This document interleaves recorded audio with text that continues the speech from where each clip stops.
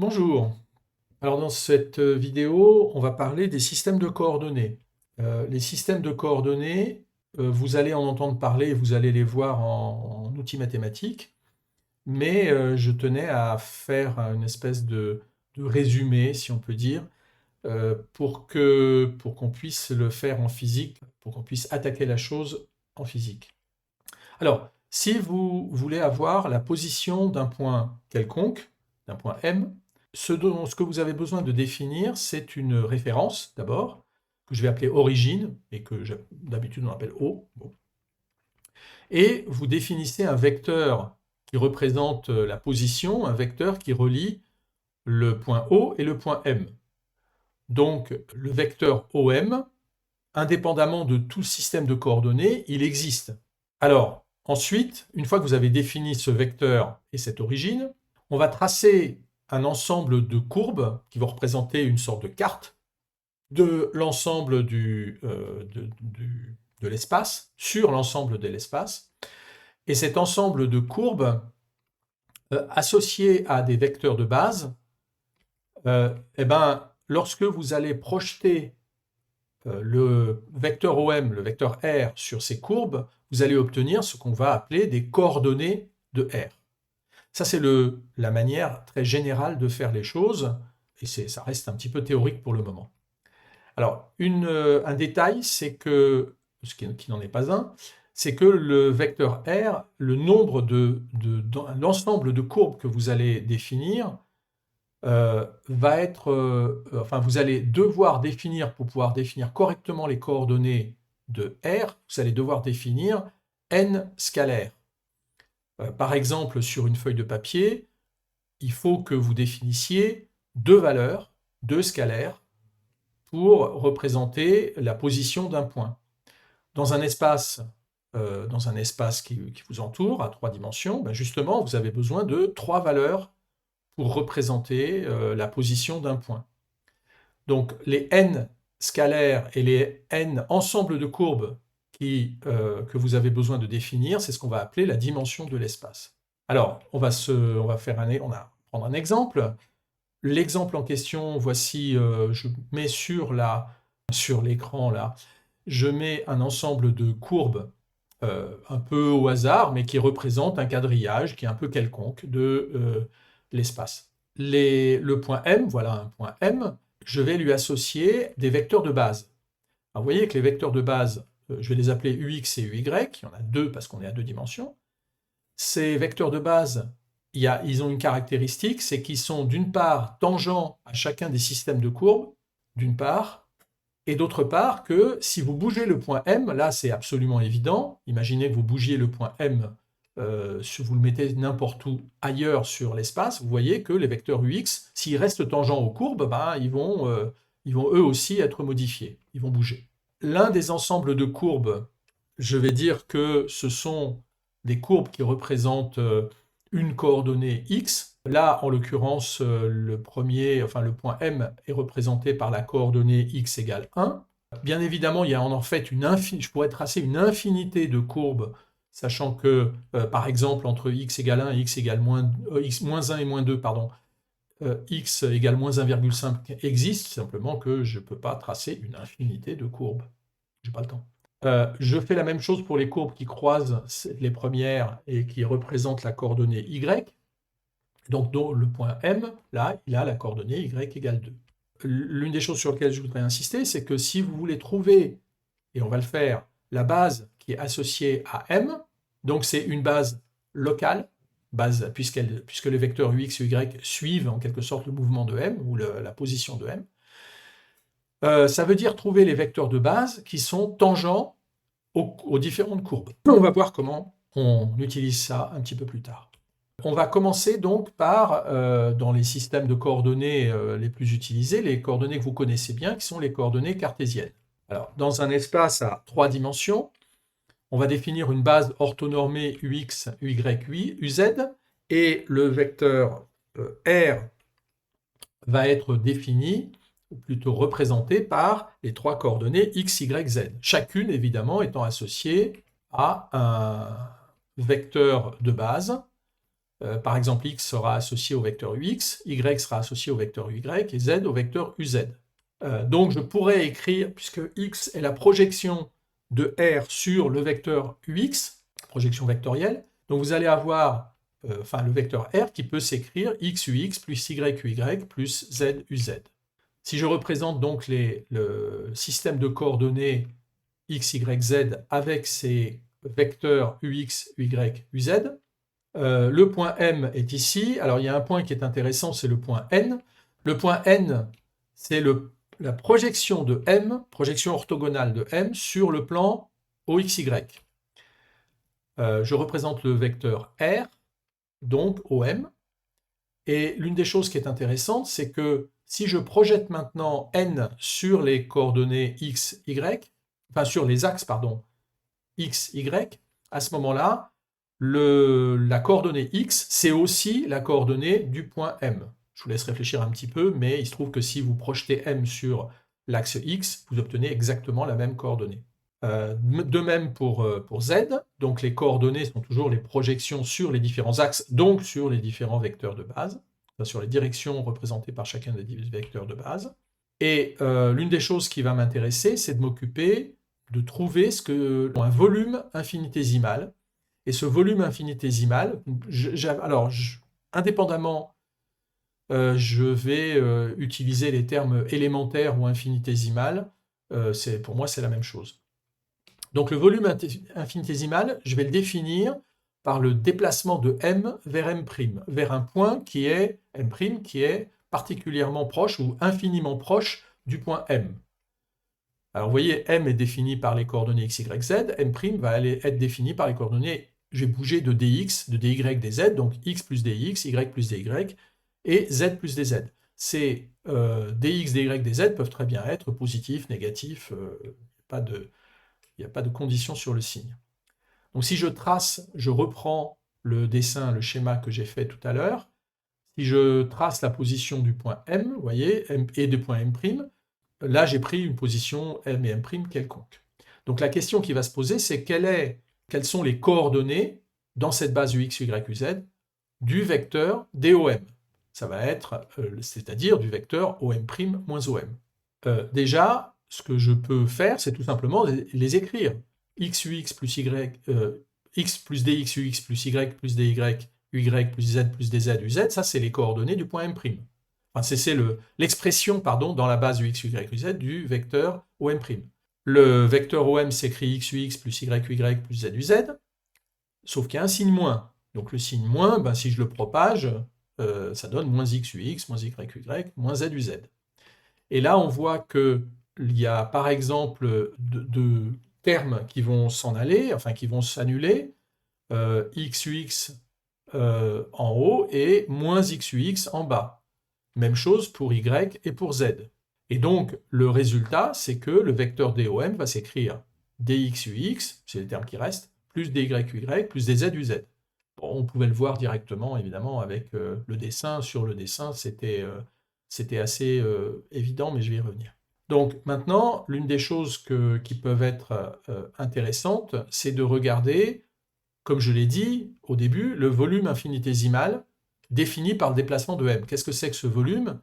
C'est le parallélépipède rectangle, en l'occurrence, qui va de M à M', c'est-à-dire le parallélépipède dont les coins opposés sont représentés par les points M et M'. Alors, ce volume élémentaire, volume infinitésimal, il a les coordonnées dx sur l'axe x, dy sur l'axe y et dz sur l'axe z, qui sont tout simplement les coordonnées de DOM, puisque vous pouvez représenter dx, dy, dz, c'est les projections de DOM sur ux, y, uz. Et donc, le volume de ce parallélépipède rectangle, c'est tout simplement le produit dx, dy, dz. On va regarder maintenant un système de coordonnées à plus basse dimension, parce qu'il est légèrement plus simple à comprendre. On va se mettre donc dans un plan à 2 dimensions et définir un repère cartésien au xy. La position du point M, elle peut être définie par les coordonnées xy, mais également, ce dont j'ai besoin, c'est de définir 2 nombres pour identifier cette position, pas forcément les points xy. Et donc là, je vais choisir ce qu'on appelle des coordonnées polaires, c'est-à-dire, d'une part, la norme de OM, autrement dit, la distance qui sait si je suis au centre O, du moins à l'origine O, eh bien, la distance qui me sépare du point en question, et l'angle de OM avec l'axe OX, c'est-à-dire l'angle que fait la direction OM avec un axe de référence. Il se trouve que c'est qu'on va prendre OX. Donc ça, c'est l'angle que je vais l'appeler phi. Je vais l'appeler ρ la norme et phi l'angle.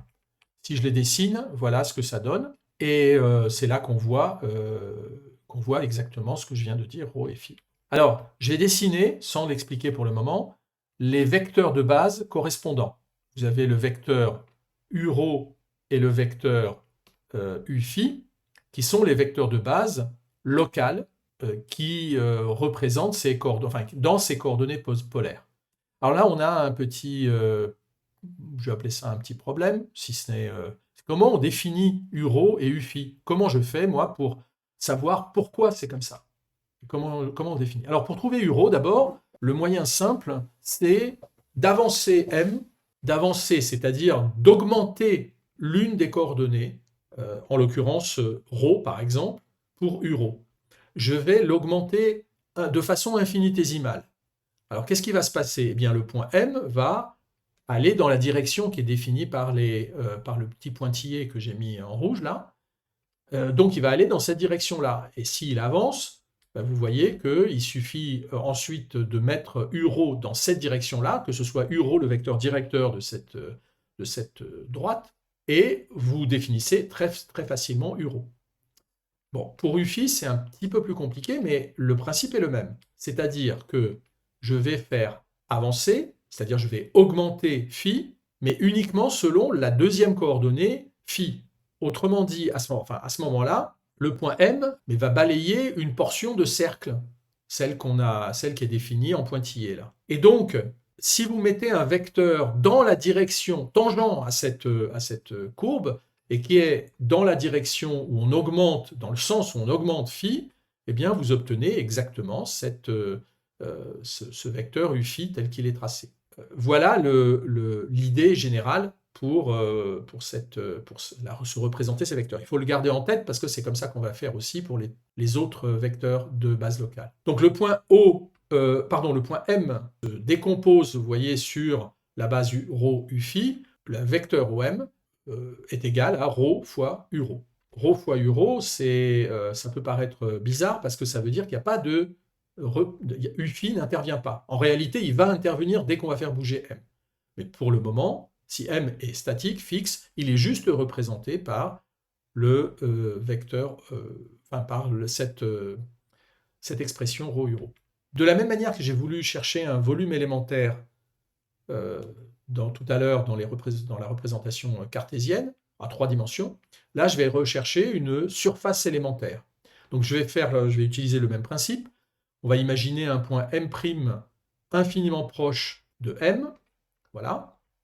Et ce point M' infiniment proche de M, le vecteur DOM, comme tout à l'heure, est défini par OM' moins OM.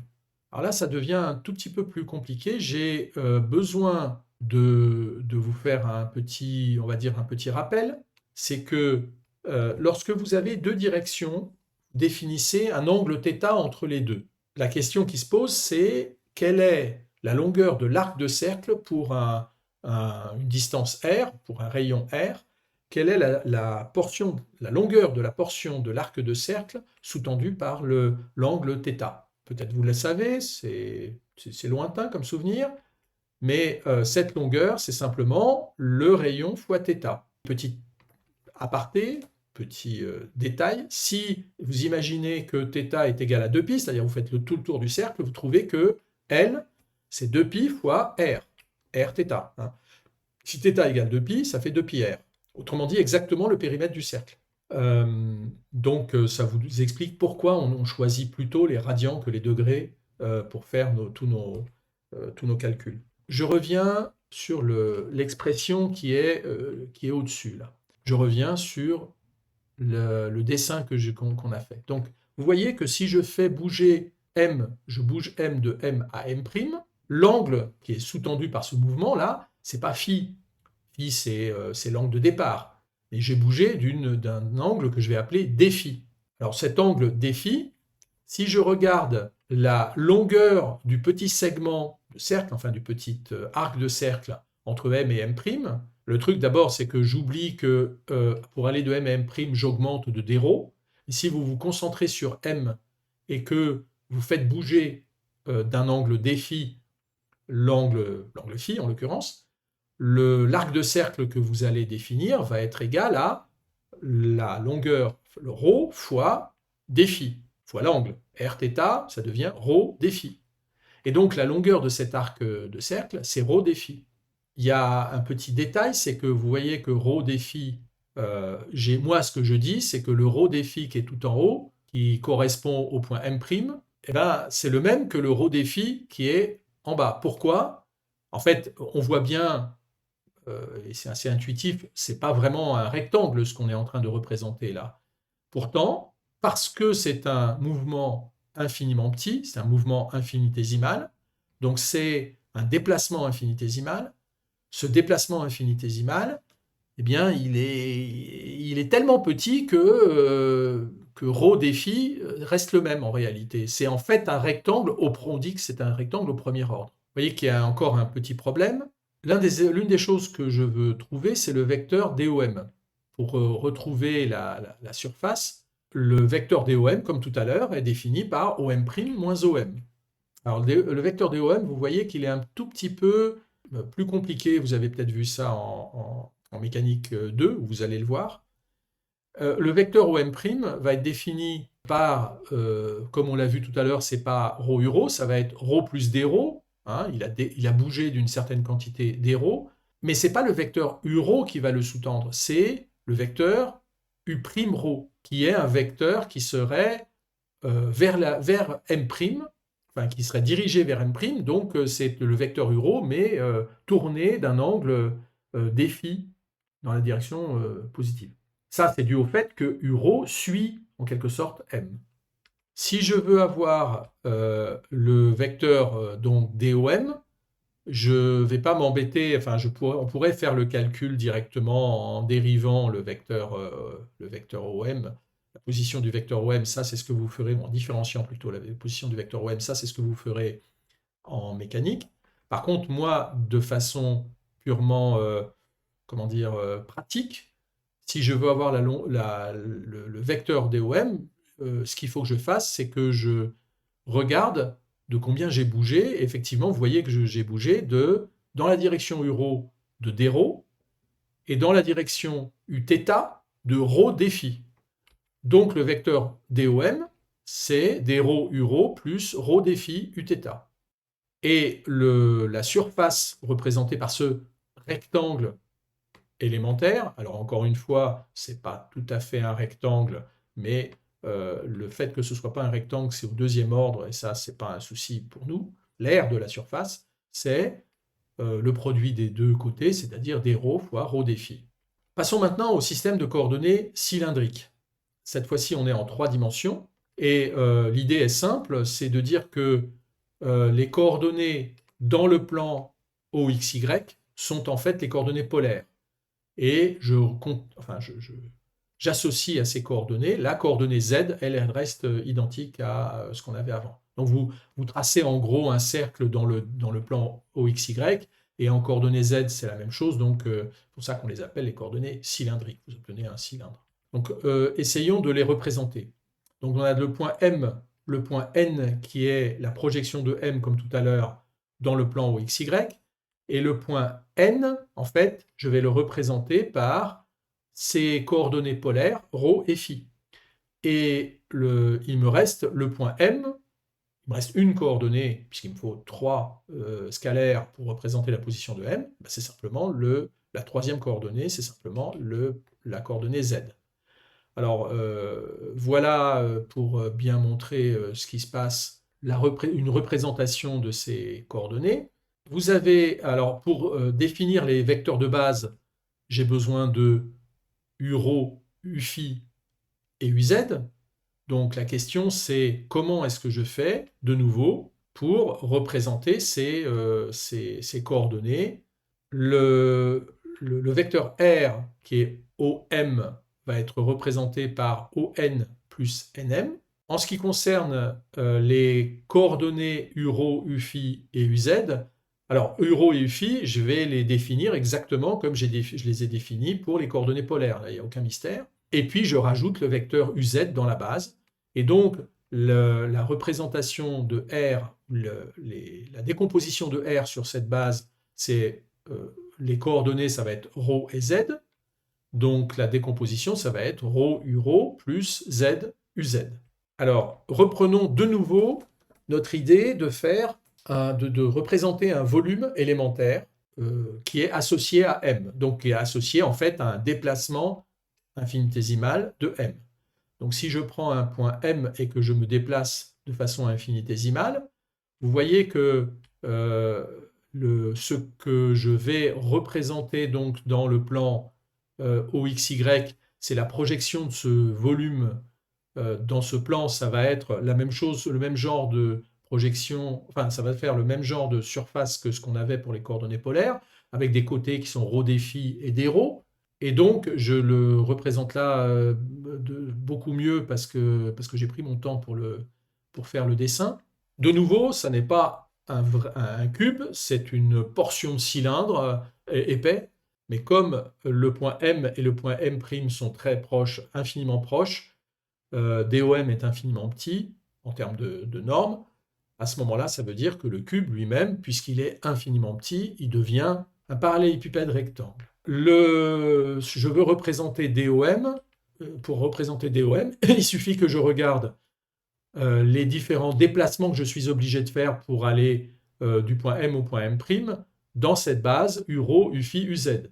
Donc par exemple pour URO, je vais me déplacer d'une quantité d'RO, et donc la décomposition sur URO, ça va être d'RO. Donc il y a une contribution d'RO, URO. Ensuite, je vais me déplacer selon phi, plutôt selon le point N va se déplacer sur le cercle défini par l'augmentation de l'angle phi. Ça va me donner ρ des phi fois u phi. Et reste à me déplacer selon z. Et là aussi, ça va me donner des z uz. Donc voilà l'expression du petit élément infinitésimal de déplacement DOM. Maintenant, si je veux avoir le volume élémentaire, ben c'est très simple. Il suffit que je multiplie la longueur des côtés de ce parallélépipède, et donc ça me donne simplement des ρ fois ρ des phi fois des z. Alors d'habitude, on l'écrit ρ des phi des z. Passons maintenant au système de coordonnées sphériques, et les choses vont se compliquer un tout petit peu, mais on va y arriver. Donc on part toujours d'un système d'axes cartésien. On se représente les coordonnées sphériques pour représenter les coordonnées, les positions des points sous forme de coordonnées sphériques. Et on prend comme première coordonnée la distance OM, un petit peu comme on l'avait fait pour les coordonnées polaires, mais cette fois-ci à 3 dimensions. Donc c'est la distance OM, c'est le module, ou bien la norme de, si vous préférez, de OM. On prend ensuite l'angle entre la direction K. Alors ce que j'ai appelé la direction K, c'est la direction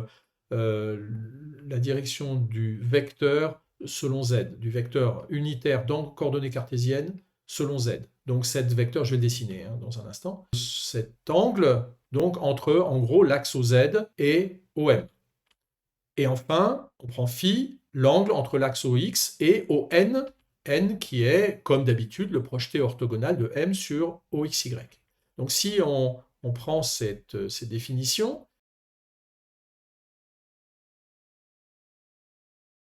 et puis qu'on fait le dessin, alors faisons le dessin, on a M, N. La distance OM, elle est représentée ici. L'angle θ, il est là.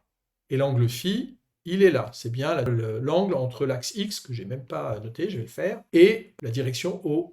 Alors IJK, je rajoute IJK juste pour vous montrer ce que c'est, ce que j'appelle IJK dans cet exemple-là, ou dans cette définition-là. Alors, si on veut maintenant représenter les différents vecteurs de base locale autour de M, comme tout à l'heure, je prends le point M et j'augmente chacune des coordonnées, chacune à son tour, et je les augmente de façon infinitésimale, de façon à ce que mon vecteur que je vais définir à partir de là soit tangent à la direction que je viens de définir. Donc j'augmente R, vous voyez que ça va bouger dans cette direction-là. M va augmenter, la longueur du vecteur va augmenter, mais ses directions θ et φ ne vont pas changer. Donc le vecteur ER, il est comme ça. Si maintenant je m'occupe de θ, si j'augmente θ, je vais bouger le point M dans la direction qui est celle-là. Il va tracer une portion de cercle, et si je prends un vecteur qui est tangent à cette portion de cercle, eh bien, il va bouger dans cette direction-ci.